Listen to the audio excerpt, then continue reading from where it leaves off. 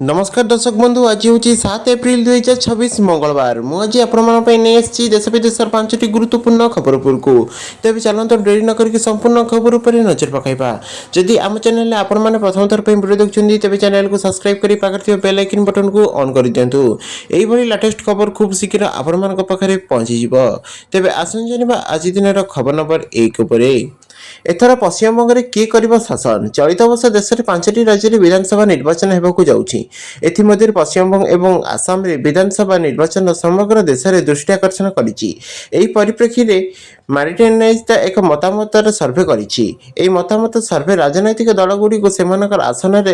धारा रखिपारे survey अनुଯାयी TMC 43% और BJP 42% और अन्य दल 16% भोट पाइब कि आकलन कर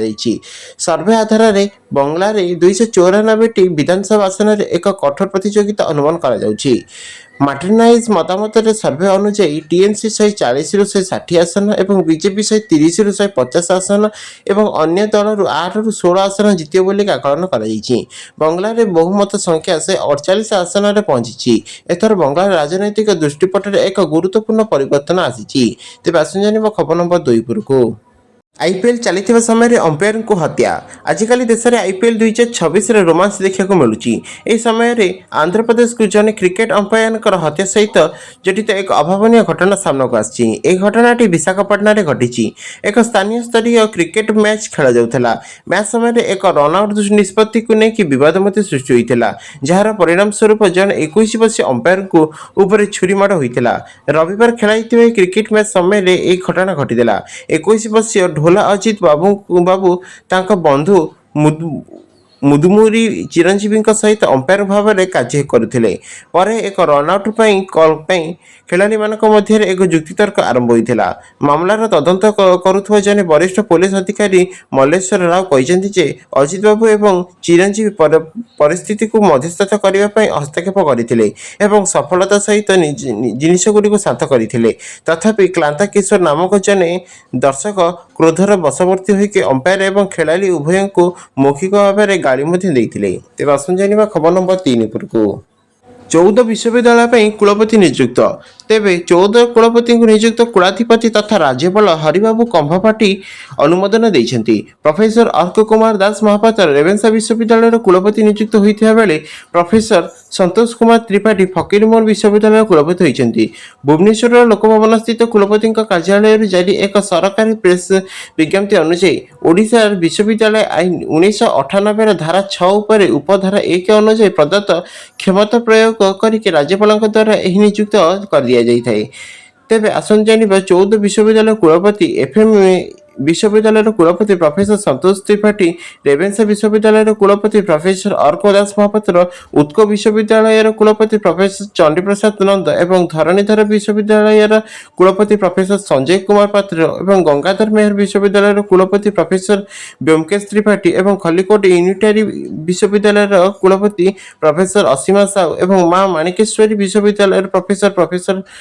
पवन कुमार अग्रवाल और मधुसूदन आईन विश्वविद्यालय कुलपति प्रोफेसर शिवराम त्रिपाठी तेज आसुन जाना खबर नंबर 4 को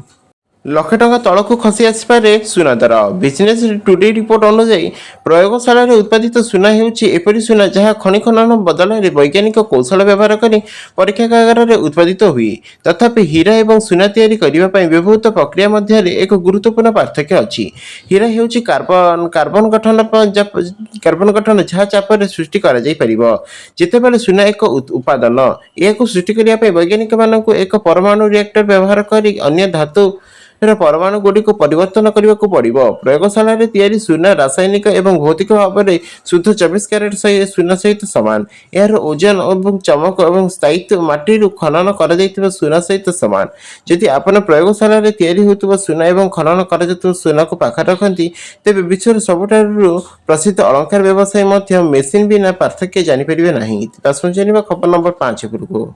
ହାର ମାନିଗଲେ କି ଟ୍ରମ୍ପ ଶେଷରେ ଇରାନକୁ କହିଲେ ଶକ୍ତିଶାଳୀ। ମଧ୍ୟପ୍ରାଚ୍ୟରେ ଚାଲିଥିବା ଯୁଦ୍ଧ ମଧ୍ୟରେ ଆମେରିକା ରାଷ୍ଟ୍ରପତି ଡୋନାଲ୍ଡ ଟ୍ରମ୍ପ ଇରାନର ଶକ୍ତିକୁ ସ୍ୱୀକାର କରିଛନ୍ତି। ଚାଲିଥିବା ଶାନ୍ତି ଆଲୋଚନା ଏବଂ 48 ଘଣ୍ଟାର ଅଲ୍ଟିମେଟମ୍ ପରେ ଟ୍ରମ୍ପ କହିଛନ୍ତି ଯେ ଇରାନର ଯୋଦ୍ଧାମାନେ ସକ୍ଷମ ଏବଂ ଶକ୍ତିଶାଳୀ। ସେ କହିଛନ୍ତି ଯେତେବେଳେ ଶତ୍ରୁ ଦୁର୍ବଳ ଥାଏ ଆପଣଙ୍କର କୌଣସି ସମସ୍ୟା ହୁଏ ନାହିଁ, କିନ୍ତୁ ଏହି ଶତ୍ରୁ ଶକ୍ତିଶାଳୀ। ତଥାପି ସେମାନଙ୍କର ପ୍ରାୟ 1 ମାସ ପୂର୍ବେ ଯେପରି ଶକ୍ତି ଥିଲା ତାହା ଆଉ ନାହିଁ। ଟ୍ରମ୍ପ କହିଛନ୍ତି ଆମର ସେନା ବିଶ୍ୱର ସବୁଠାରୁ ମହାନ ସେନା ଏବଂ ସବୁଠାରୁ ଶକ୍ତିଶାଳୀ ସେନା। ଯେପରି ସମସ୍ତେ ଭେଜୁଆଲାରାମ ଅପରେସନ ଦେଖିଥିଲେ, ଏହା ମୋ ପାଇଁ ଗର୍ବର ବିଷୟ। ମୁଁ ମୋର ପ୍ରଥମ କାର୍ଯ୍ୟାଳୟରେ ଏହାକୁ ଆହୁରି ମଜବୁତ କରିଥିଲି ଏବଂ ମୋର ଦ୍ୱିତୀୟ କାର୍ଯ୍ୟାଳୟରେ ମୋତେ ଏହାକୁ ଏତେ ବ୍ୟାପକ ଭାବରେ ବ୍ୟବହାର କରିବାକୁ ପଡ଼ିବ ବୋଲି ମୁଁ କଳ୍ପନା କରିନଥିଲି। ଡୋନାଲ୍ଡ ଟ୍ରମ୍ପ ଏହା ମଧ୍ୟ